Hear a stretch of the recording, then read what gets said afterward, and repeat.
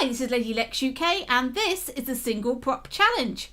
Now before I give you the results of prop challenge number 1, let me set you prop challenge number 2. Now it's Halloween week, so I have chosen not 1, not 2, but 3 props for this week.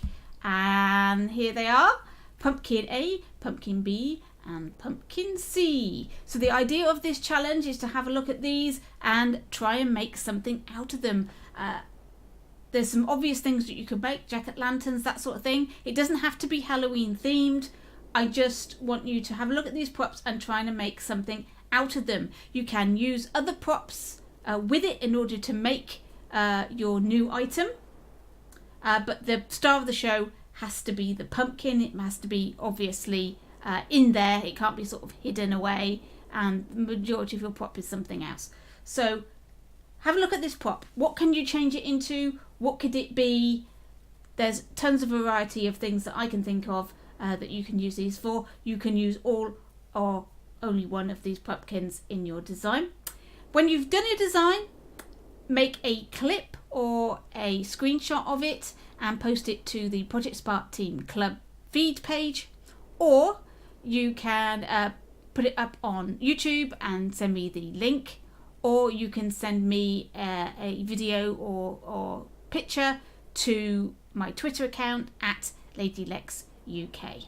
So there's the 3 ways that you can enter the competition. This is open to anybody with Project Spark on either Xbox or PC. So you have it until 1 o'clock on Friday, London time, to get your entries in. That's the 2nd of November. Right, that's the prop challenge for next week. But what about this week? Right, well, prop challenge number 1 was for the Wildthorn, and here it is here. And I challenged you to try and make interesting things out of this. And I had a single entry, and Legendary Hero X made this from his Wildthorn. And this is, he's called the Wildthorn Blade, and a very vicious looking weapon that has turned out to be. It's all barbed. I mean, if you stuck that in somebody, that would make a right mess. Yes, very vicious. He's only used the Wildthorn here for his designs. There's no other props in there, and that looks really impressive. It'd been interesting to see that being swung around by a character. So if it's possible to do a video clip, please do so. But screenshots are still good. And Legendary Heroes put in a screenshot for his entry, and here it is. Fabulous. Right. So I'm hoping for more entries next week. But in the meantime, let's see what I made. So if we go into test mode. And here are the things I made. Now, first of all, I've made these lovely animatronic parrots. Yeah, he moves his head and caws. This one is just a stationary one, but this one has animatronics in it, and I think they look splendid. That's using the Wildthorn, a rock spire, and some eyes, and some baseball bats. I love it. I'm ever so pleased with that. Here is something a little bit more obvious, I suppose. This is a monkey puzzle tree. You can climb it, I think. Oh, not very good at platforming. There you go. You can climb a monkey puzzle tree. And it will double up as a holly bush if you were to rearrange these in a different format. So that could be nice and crispy. So you see the little red berries on there. And I was very pleased with this. This is a flame effect. So if you wanted something different, you didn't want actual special effect flames, and you wanted sort of a cartoony look, here is a flame effect, and I think that looks absolutely splendid. And I've actually attached it to a torch as well with a light.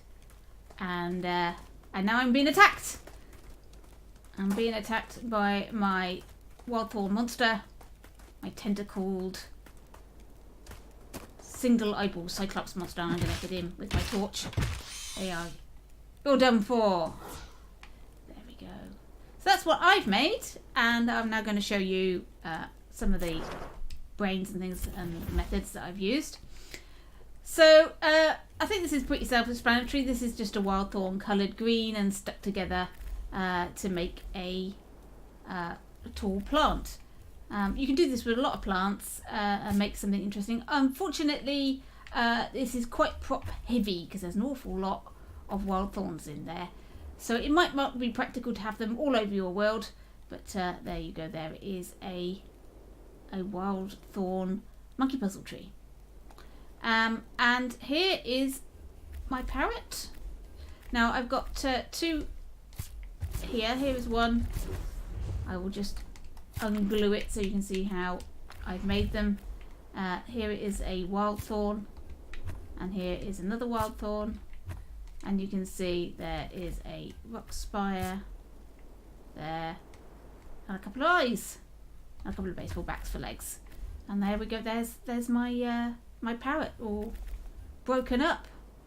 I was really pleased with this. I think it looks rather good. I love the look of this. I also like the animatronics that I made.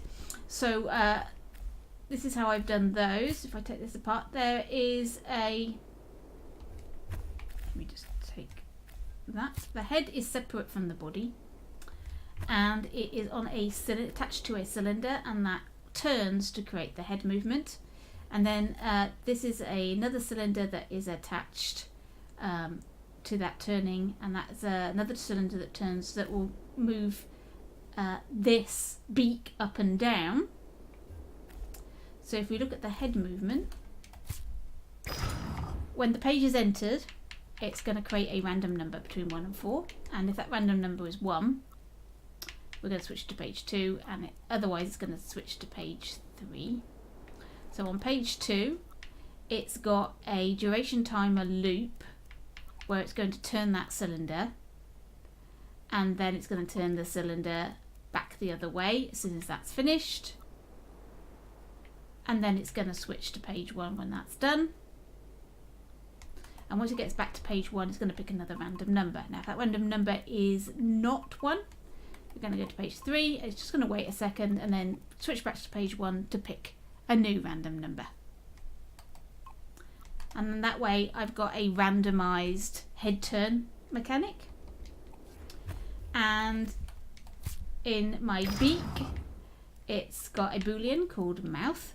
So once mouth is false, so the mouth is closed, and I've got it on a countdown timer of a for loop to create a random number between 1 and 3. When the mouth is closed and the random number is 1, we're going to set the mouth to be open, to be true. And when the mouth is open, then we're going to, for 1 second, we're going to turn that cylinder, which will open at the beak, and then it's going to close that beak and make an animal crow call. And that's going to do that on it's going to do that a couple of times, and then it's going to shut that. It's going to shut that mouth after 1 go of that, and that every time that random number gets changed, it will open and close that mouth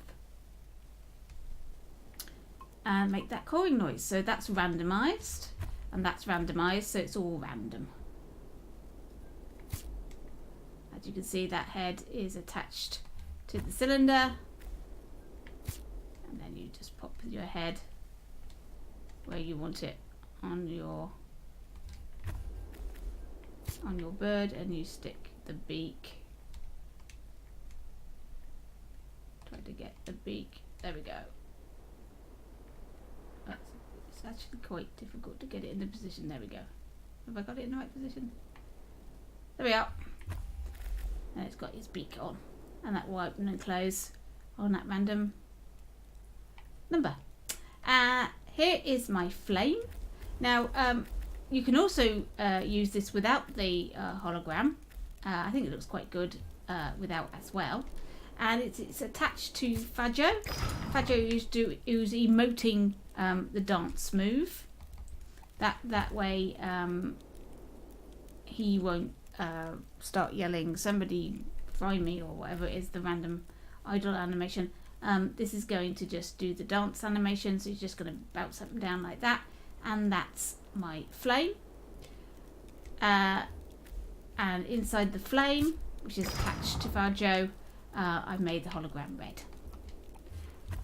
And it's the same with the one on the torch. It says when not equipped, Fajo and the money power off, and it is powered off because the torch itself has a when it's powered on, it flames. You don't want it to actually flame because we're going to put this artificial flame on it, so we want to make sure it's always powered off. When you take the player, it'll equip. When it's equipped, it's powered off, but Fajo the money is powered on, and it says when Fajo the money is powered on, it's going to emote dance, and this is going to be visible. If I look in the brain of the thing, it says hologram red. When owner has power, visible equals true, else visible equals false. There we go, it's as simple as that. And I just stuck that to my torch. My monster over here, this is just a wild thorn with an eyeball in it attached to this void creature. The void creature is just its ordinary brain. I haven't changed it at all, it's exactly the same. But this says when owner detects the player, it's going to play a special effect of the spark happy. It's hit, it's going to change that to spark captured, and when the owner is attacking, it's going to do spark aggressive. These three special effects are actually identical. The only thing different about them is the colour, which is a bit of a swizz really, because we can change the colours ourselves. But I think these might have been created at a time when you couldn't, maybe you couldn't recolour them, I don't know. They've given us three identical props. It doesn't matter, but I've used the colour coding of it to put on my monster to make him a little bit more interesting. But otherwise, that's him. There we go, and he wanders around on top of my void creature. So there you go. That's what I made out of the wild thorn, and it was a little bit of a challenge for me because I'd already done a challenge with the wild thorn, and I'd made various things. I made a fish, I made some hair, a hairdo. I think I made a crown out of it. So I had to come up with some new things, and I'm sure there are lots of other things that you can think of that you can make that wild thorn into. Have a little bit of fun yourself. Now that the competition's over, have a go at that. But better still, pumpkins. So don't forget the pumpkin challenge for next week. So thank you for watching, and keep sparking.